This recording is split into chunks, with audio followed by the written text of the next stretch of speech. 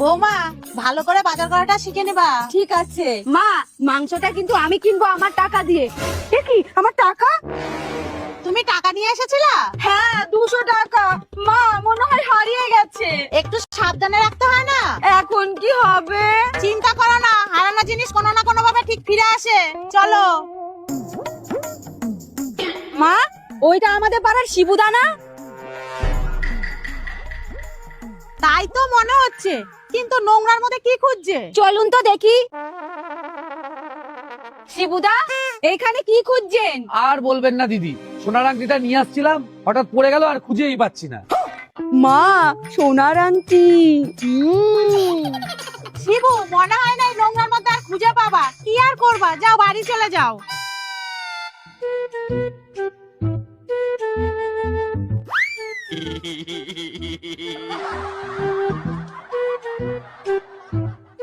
মা আর কতক্ষণ খুঁজবে? সোনার আংটি কেউ এত সহজে ছেড়ে চলে যায়?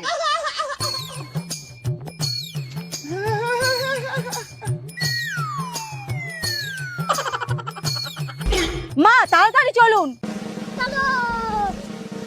বৌমা তুমি ওই দিক দিয়ে খোঁজো, আমি এই দিক দিয়ে খুঁজি।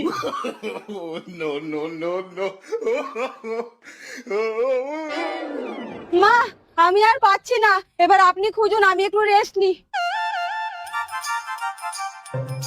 ये सब क्या देखना पड़ रहा है? বৌমা এবার তুমি খোঁজো, আমি একটু রেস্ট নিই।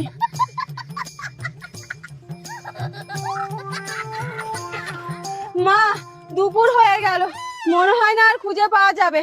এবার চলুন। হ্যাঁ চলো। মা পেয়েছি। কিন্তু শিবুদা যে বললো সোনার আংটি, এটা তো সোনার আংটি না।